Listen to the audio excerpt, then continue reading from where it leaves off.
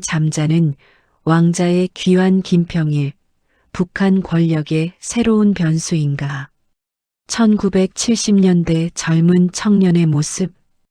그 위로 붉은 글씨가 천천히 떠오른다. 그는 살아있다. 김정은의 삼촌, 김일성의 아들. 40년간 유럽의 외딴 대사관에 유배된 남자. 그리고 지금 그가 평양으로 돌아오고 있다는 정황이 포착됐습니다. 이 남자의 이름은 김평일. 김평일 40년 만에 귀환. 그 충격적 의미. 북한을 이해하는 데 있어 가장 중요한 키워드는 언제나 P였습니다. 백두혈통이라는 단어 하나가 3대 세습을 정당화하고 수천만 명의 운명을 결정지었습니다. 그런데 오늘 우리가 주목하는 인물은 그 백두혈통의 또 다른 한 줄기입니다. 김평일, 1954년생, 김일성의 셋째 아들. 한때 김정일의 가장 강력한 경쟁자로 꼽혔던 인물. 그는 1988년 이후 폴란드, 핀란드, 불가리아, 체코 등 동유럽 대사를 전전하며 사실상 북한 권력 무대에서 퇴장당했습니다. 하지만 지금 그 남자의 이름이 다시 수면 위로 떠오르고 있습니다. 그것도 매우 조심스럽게, 그러나 분명하게. 오늘 저희는 3가지 핵심 질문에 답하겠습니다. 첫째, 김평일은 지금 어디에 있는가? 둘째, 그의 등장은 왜 지금인가? 셋째, 그의 귀환은 한반도 정세에 무엇을 의미하는가? 1954년 8월 10일, 평양에서 한 아이가 태어납니다. 김일성과 그의 두 번째 부인 김성애 사이의 아들, 김평일. 어린 시절부터 그는 남달랐습니다. 외모는 부친 김일성을 빼닮았고 군 경력도 탄탄했습니다. 1973년 인민군 대위로 임관한 그는 빠르게 승진했고 1970년대 중반에는 이미 북한 내부에서 차기 지도자 후보로 거론됐습니다. 문제는 이복형이었습니다. 김정일, 김일성의 첫 번째 부인 김정숙의 아들인 김정일은 어머니의 죽음 이후 오히려 더욱 강렬한 충성심과 정치적 야망을 키워가고 있었습니다. 두 형제의 권력 다툼은 1970년대 말 정점에 달했고 결국 1980년 제6차 노동당 대회에서 김정일이 정치국 상무위원에 오르며 후계 구도가 사실상 확정됩니다. 패배자에게는 단 하나의 선택지만 주어졌습니다. 사라지는 것. 1988년 김평일은 헝가리 대사로 임명됩니다. 겉으로는 영전처럼 보였지만 북한 체제에서 그 의미는 명확했습니다. 유배, 황금 감옥에 갇힌 귀족. 이후 그는 폴란드, 핀란드, 불가리아, 체코 대사를 차례로 역임하며 30년 넘게 유럽을 전전합니다. 그가 마지막으로 북한 공식 행사의 모습을 드러낸 것은 2019년 11월이었습니다. 체코 주재 북한 대사직을 내려놓은 그는 이후 공개석상에서 완전히 자취를 감췄습니다. 외교부 해임 이후의 행적이 불분명한 상태에서 일각에서는 그가 이미 평양으로 귀환했을 가능성을 제기하고 있습니다. 그렇다면 왜 지금 김평일이 다시 주목받는 걸까요? 전문가들은 크게 3가지 구조적 요인을 지목합니다. CG 첫 번째 요인 자막. 첫 번째 김정은 건강 이상설과 후계 공백 문제입니다. 2020년 4월 김정은이 20여일간 공개석상에서 사라졌을 때 전 세계는 북한 권력, 공백 시나리오를 본격적으로 논하기 시작했습니다. 이후 그가 심혈관 시술을 받았다는 정황, 체중의 급격한 변화, 공개, 행보의 이상, 패턴 등은 지금도 지속적으로 관찰되고 있습니다. 김정은에게는 딸 김주애가 있습니다. 그러나 여성 지도자를 세습 권력자로 내세우는 것은 북한 체제 특성상 아직 불확실합니다.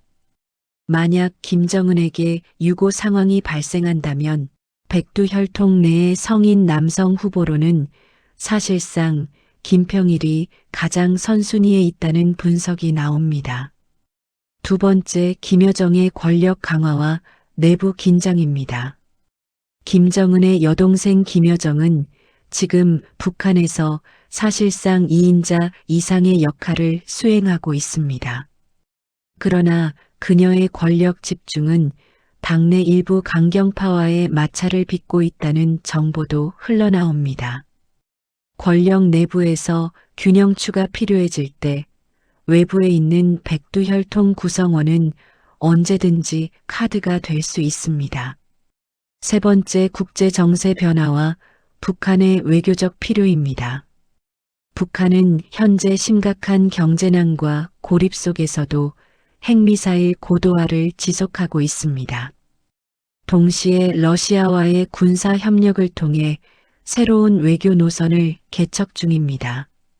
이 시점에 유럽 외교 경험이 풍부한 김평일은 서방과의 비공식 채널을 유지하는 데 있어 매우 독특한 자산이 될 수 있습니다. 그는 단순한 왕족이 아닙니다. 30년의 유럽 외교 현장을 걸어온 베테랑입니다. 북한 전문가 전 외교부 차관, 앵커, 교수님, 김평일의 귀환 가능성을 어떻게 보십니까? 전문가 1 북한학 교수, 김평일의 재등장 가능성은 단순한 추측이 아닙니다. 몇 가지 정황 증거들이 있어요. 2019년 체코 대사직 사임 이후 그의 행방이 확인되지 않는다는 것, 그리고 북한이 2020년 이후 내부적으로 상당한 권력 재편 작업을 해왔다는 것. 저는 그가 이미 평양에 있을 가능성이 높다고 봅니다. 다만 어떤 역할을 부여받았는지는 아직 불투명합니다. 전 차관님, 외교적 관점에서는 어떻게 평가하십니까? 전문가 이전 외교부 차관. 김평일은 북한 체제 내에서 굉장히 특이한 존재입니다. 그는 서방식 외교 프로토콜을 몸으로 이해하는 인물입니다. 폴란드, 핀란드, 체코. 이 나라들은 모두 NATO와 EU 회원국입니다. 만약 북한이 어떤 형태로든 서방과의 소통 채널이 필요해진다면 김평일은 그 창구 역할로 활용될 수 있습니다. 아이러니하게도 권력에서 밀려났기 때문에 오히려 더 유용한 카드가 된 셈이죠. 전문가들의 분석을 종합하면 김평일의 재등장 시나리오는 크게 세 가지로 압축됩니다. 시나리오 A, 상징적 복권 명예 복원 카드. 김정은이 건강 이상 등의 이유로 백두혈통에 결속을 과시할 필요가 생길 경우 김평일을 명예직 혹은 의례적 직책에 앉혀 체제 안정성을 대외적으로 선전하는 방식입니다. 이 경우 실질 권력 없이 상징만 주어지는 구조입니다. 북한 정권 입장에서는 가장 리스크가 낮은 선택입니다. CG 시나리오 B. 시나리오 B 외교 채널 활용 실용적 카드. 미국 유럽과의 비공식 협상이나 중재가 필요한 시점에 김평일을 전면에 내세우거나 뒤에서 활용하는 방식입니다. 그는 서방 외교관들과 수십 년간 안면을 쌓아온 인물입니다. 이 시나리오는 북한이 실용적 대외 협상 국면에 진입할 때 가장 유력해집니다. CG 시나리오 C. 시나리오 C 권력 공백 시 후계 변수 위기 카드.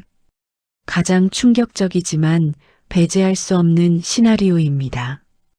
김정은의 유고 혹은 권력 공백 상황 발생 시 군부 또는 당내 일부 세력이 김평일을 내세우는 상황입니다. 물론 현재 북한 체제의 구조상 이 시나리오가 현실화될 가능성은 높지 않습니다. 그러나 역사는 늘 가능성이 낮다는 시나리오에서 가장 극적인 전환점을 만들어 왔습니다. 한국의 대응 전략 김평일이라는 이름은 단순히 북한 내부의 이야기가 아닙니다. 그것은 한반도 정세 전체의 새로운 변수입니다. 우리 정부는 이 신호를 어떻게 읽고 있을까요? 현재까지 공식 입장은 없습니다. 하지만 정보 당국은 그의 동향을 예의주시하고 있는 것으로 알려졌습니다. 전문가들은 말합니다. 북한을 읽으려면 김정은만 보지 말라. 그 주변의 침묵을 읽어라. 김평일의 40년 침묵이 끝나는 그 순간 북한이라는 체제는 우리가 알던 것과 전혀 다른 얼굴을 드러낼지도 모릅니다. 잠자는 왕자는 아직 깨어나지 않았습니다. 하지만 그 눈꺼풀이 미세하게 떨리고 있다는 신호는 이미 곳곳에서 감지되고 있습니다. 백두혈통 성인 남성 김평일이 유일. 당신은 이 침묵을 어떻게 읽겠습니까? 감사합니다. 구독과 좋아요 부탁드립니다.